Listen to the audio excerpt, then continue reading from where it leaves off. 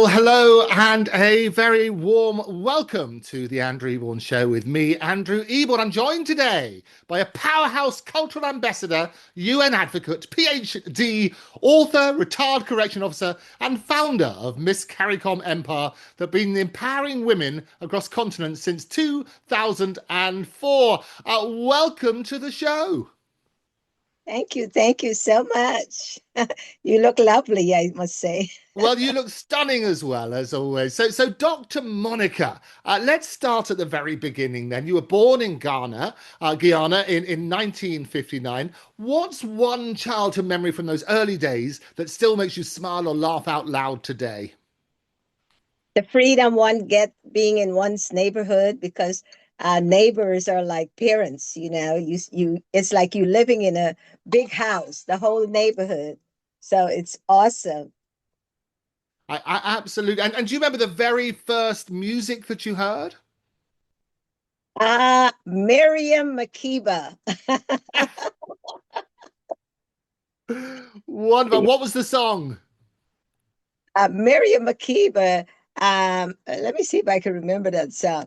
It's what was one of the real popular one. They go like pop, go pop, Makeba.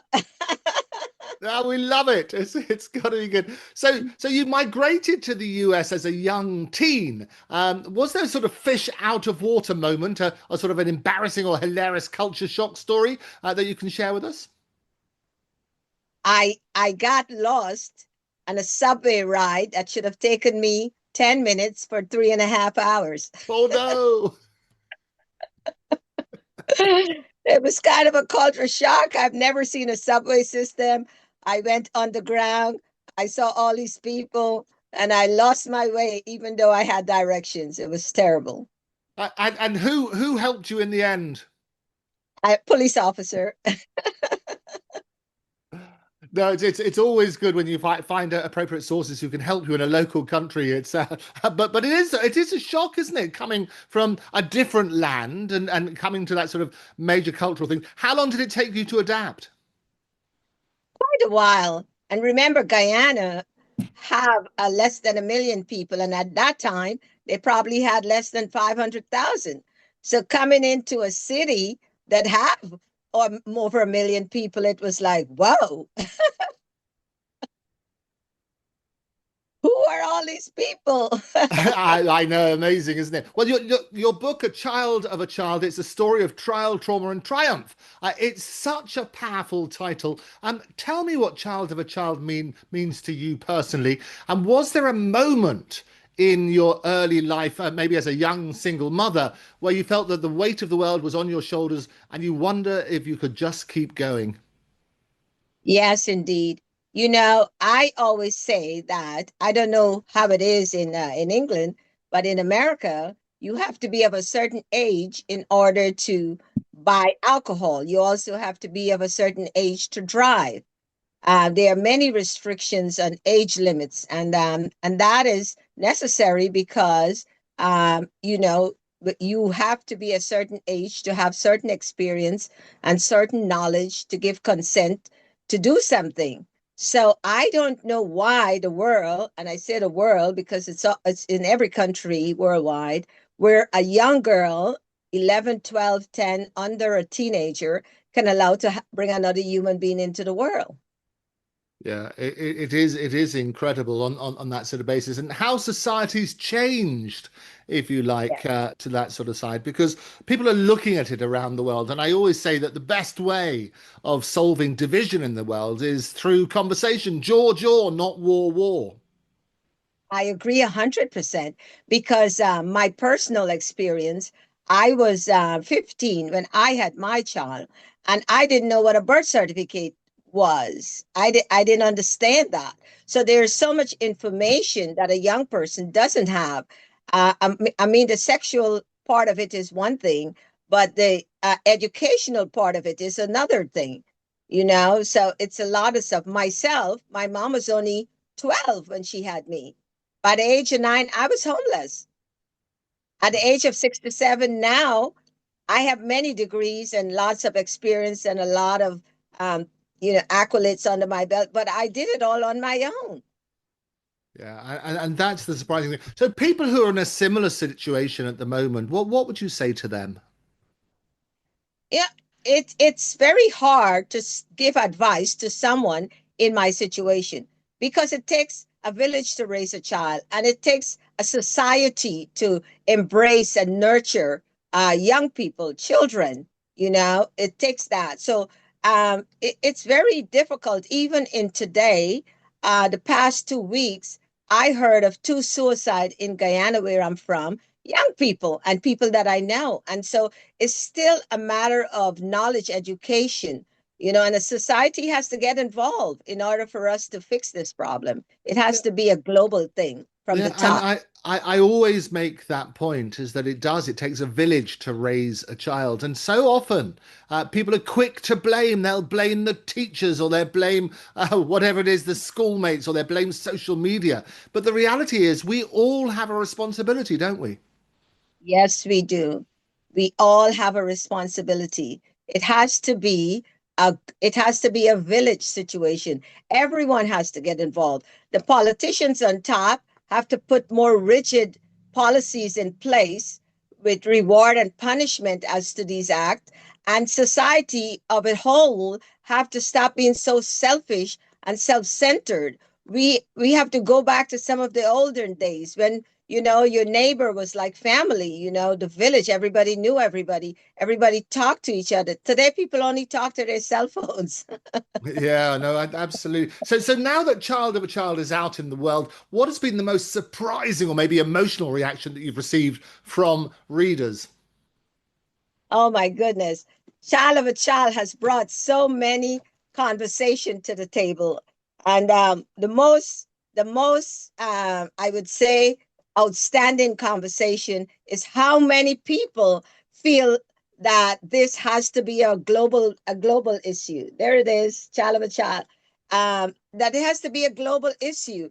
So many women suffer in silence, so many children are abused, and it goes unnoticed, and it's just kept secret. It's kept like a secret. Yeah. So was there a particular chapter or maybe a story that was hardest for you to write, one that still brings tears when you revisit it, but also the one you're most proud to share because it shows the triumph? Yes, it's the journey that I don't know why I had the instinct not to blame my mother, but to see her side of the whole story of the journey, to understand that she was powerless in all of this. And I'm really glad that I was able to still extend an olive branch to embrace her and to love her, um, even though I had doubts that she loved me, but somehow I believe she loved me. So it was that contrast that really, the love hate relationship that one might have developed that I didn't. And I'm really glad that I was able to give her her flowers while she was alive. Oh, absolutely. And there's so often people miss that opportunity. And what I find really sad is people realize it once somebody has gone. They wish they'd said, I love you, or they explained how they felt about a certain situation. And so often in society, we don't talk enough, do we? No, we do not. We do not, because each one of us is so engrossed in our own journey that we don't consider the other person's journey. I know my mom didn't tell me she loved me enough, but I was her child, and I know that she had to love me. So I embraced that, and I know she loved me because looking back now, I could see lots of little instances where she loved me, but she couldn't express it because of her own pain. Yeah, no, I understand that. And I think that's the difficulty, isn't it? And that's why I would urge anybody to try and build bridges with those you've fallen out with because they may not be here tomorrow. Yes, yes, yes. That is real important. Mental wellness is also a big part of this conversation, because these kind of situation uh, encourages, or I would say cultivate mental health wellness, Yeah, no, so it's a big part of the conversation. Absolutely. And I want us to be the generation that talks about mental health so that the next generation doesn't suffer the stigma. I agree with you 100%. It needs to be taken out of the closet and put in a road race. Absolutely. Well, you and me will both be driving that. I think that'll be good. Yes, indeed. My advocacy at the UN is based on this. I want to bring more attention to it. I want people to feel that it's not a deep, dark secret, but it's an issue that concerns all of us because it affects an entire world. It starts in the family, it affects the community, and then, of course, the country, and it's global. Yeah. And I'm really glad that I'm at the UN because I get to see and interact with people from all over the world, all races of people who have the same concern and the same issues. Yeah, and I think that's the key. Well, you and me both will continue to advocate for this to increase that dialogue. Now, you talk about the UN, but you've actually worn many hats, haven't you? Including as a correction officer in New York. What was the toughest thing you saw or experienced in that role that deepened your passion for human rights and protecting the vulnerable, especially women and girls? Well, I was a New York State correction officer and I worked at the famous Sing Sing prison, which one might have heard it was in movies and all of Oh, that. absolutely. Very famously tough. Yes, indeed. Yes, indeed. And my worst experience that I had, also the one that made me realize that human rights are something that must be fought for. There was a young man, about 28 years old, who always claimed that he was innocent. Anyway, he got into fights with a gang, and they actually cut open his chest where you could see his internal organs. And then he was taken to an outside hospital. He was stitched up and he was brought back and placed in that cell. I couldn't get over that because I'm saying if it's a normal person, they would be in the hospital like 3, 4 weeks. And I don't understand how this could be humane.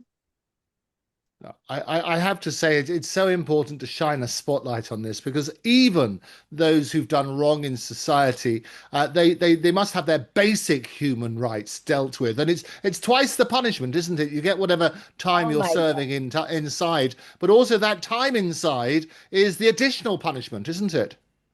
It is, but you're still a human being, and certain treatment is owed to you. So I don't see now. I'm involved in a couple of different organizations that advocate for released prisoners, women trying to get their life back on track, women who are still incarcerated but have children on the outside, trying to bridge that gap, trying to be a conduit between the children and the parents and those kind of things right now because it's real important.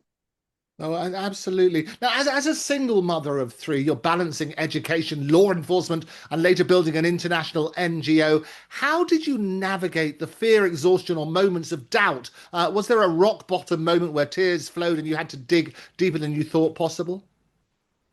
My rock bottom moment was when I was writing my book, Child of a Child, because I didn't realize that I had blocked out a lot of my childhood memory.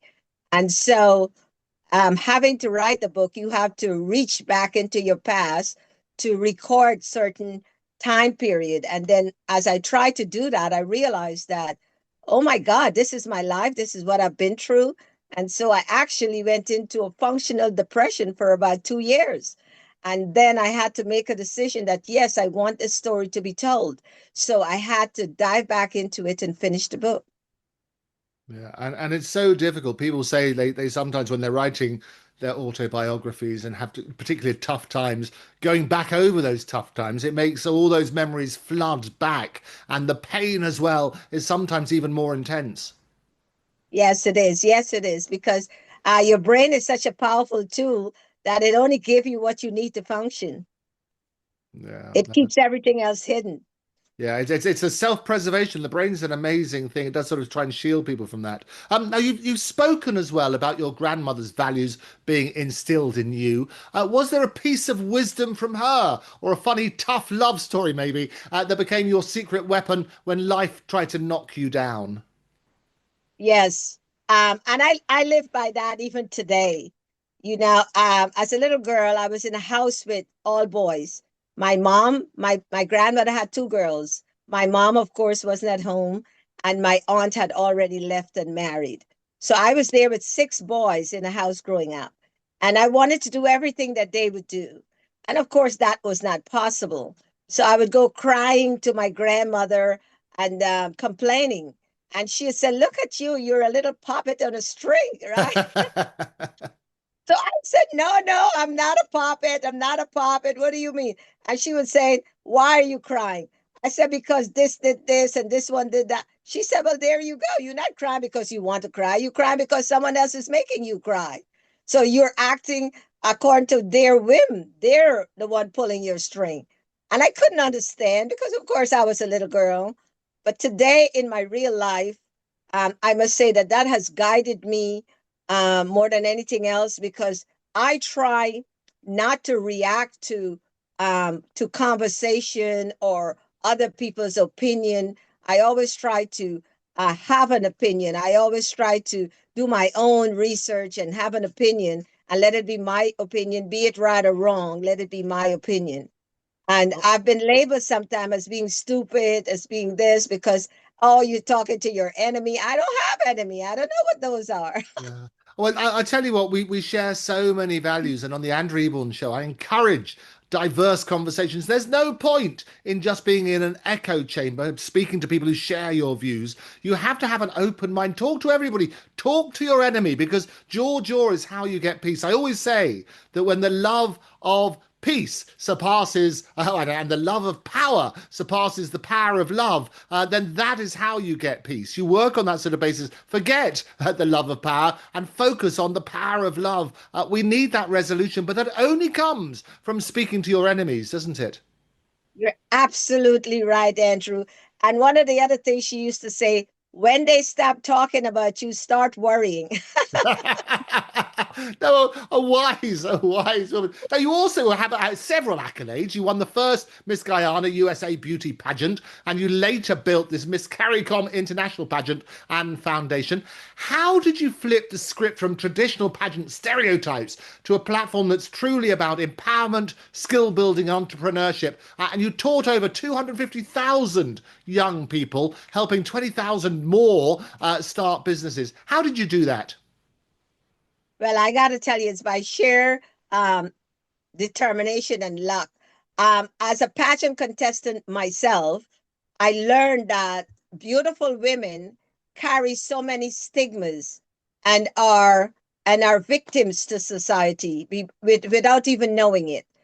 Because a lot of these beautiful women had stories that were horror stories, being abused, being you know, taunted and segregated just because of their looks. So I thought to myself, wow, I want to help to shed a light on this. And then my daughter got sick in 2001. And then it made me even more passionate to do something for young women. And I said, listen, I'm going to do what I know. I know about pageants, I know about beauty. I'm going to start there. And I know that a lot of beautiful women have other issues. So I'm going to try to adjust that. And it just grew into a monster, because the more I got involved, the more I traveled, the more um, I got into a bigger network, the more I realized that there's so many other issues, and I got dragged into to young people that couldn't finish high school or go to college. And I got into my life skills training because I have a commission under UNESCO. And so I teach life skills, because I realized that even though you can't go to college, it doesn't mean that you don't have a talent. And what I do is I train you professionally and certify that talent, and allow you to be able to say, well, I'm a professional. And it's amazing that in Nigeria, where we have qualified by certifying completing training and graduating over 280,000 young people. The banks there love what we do, and they have offered grants, startup grants to some of those, to more than 30% of our graduates. So it's a wonderful thing to see that you have helped a person empower themselves to empower their family. It's a great feeling. Oh, absolutely. I always say that a fee is a fair exchange of energy, and seeing the rewards that you get as a result of other people's success, that's got to be good. That is awesome. It's like teaching a person to fish or giving a person a fish. Yeah, absolutely. Well, I have some people who are vegetarian in my family, and I'm some pescatarian. They don't eat fish, some of them, and I always say, well, teach them to grow cabbages. We work on that basis, but it's the same principle. This is what you're doing. You're giving back in society, and that reaps its own rewards. Now, you've spoken. As you say, at the UN more than a dozen times. You've submitted statements on the SDGs. You've partnered with figures like Danny Glover and run programs in the US, Caribbean, and Africa. What's one pinch me moment where you thought, well, look, little guy, a girl from Guyana, look at us now, and maybe even had to laugh at how far you've come? Well, let me tell you something. The biggest pinch me moment is when I took Danny Glover to South Africa and I met the Zulu King, but I also met the love of my life, Mr. Nelson Mandela. I Hey! can't. I'm pinching myself even today. I'm saying, and I worship Danny Glover for that. I'm like, wow. When I went to South Africa, the Zulu King wrote his life story just to meet Danny Glover and ask him to do the story. But also at the reception, there was Nelson Mandela, and I got to meet him. He shook his hand. I was like, oh, I'm dreaming. I'm dreaming. And what did you say to him, and what did he say back? Remember, I think I was in so much shock that I hope that I said hello. I love you or something like that. I don't remember. I was numb. A person that talks so much, I lost my voice then. It is hilarious seeing a lot of people say that they lose several IQ points when they meet their idols. I did. I Hilarious, did. but an incredible man who had a absolutely incredible journey, and reading more and more about it, it was quite surprising. What was the most surprising moment for you? Well, firstly with Danny Glover and then Nelson Mandela. Well, when I met Danny Glover, I met him at Radio City Music Hall. He was a keynote speaker, and I had a friend who was an artist, who was a musician, and so all of us were backstage. So Danny's room was right across from my friend's room backstage. And so there was such a crowd to meet him. So people were crowding. I had my little goddaughter with me, and she's like, Auntie Monica, go meet him. I said, me, I'm not going to get crushed in that crowd. But the man is larger than life. He's so tall that he was looking over the crowd and looking across at us. And he winked at me. And then my goddaughter, that was what she was waiting for. She went crazy. She's like, he winked at you. He winked at you. So she Oh, dodged through the crowd because she was a little bit and gave him my card and says, my aunt wants to meet you. She wants your number. And he took the card, wrote his number on the back of the card, put a little heart, and sent it back to me. I was like, oh, wonderful stuff. And you still got that card. and listen, so I was driving home after the event and I said, there's no way this man gave me his number.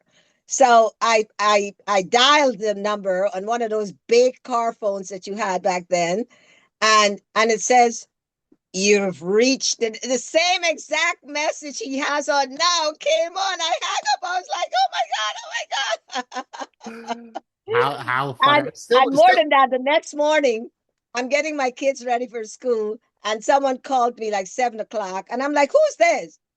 Danny Glover. Brilliant. I love Oh it. my goodness. So that was it. That was in 2003, a long time ago. Oh, Yes.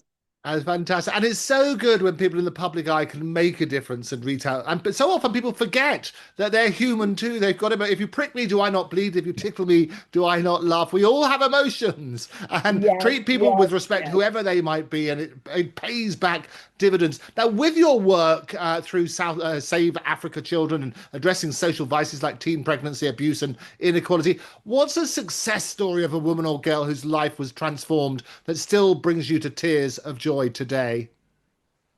Yeah, well, we have many of those. We because it's Africa, we have so many of these women that are in a abusive slave kind of relationship, and sometimes it's within the family, and being raped over and over and over, and helpless because there's no one there to rescue them.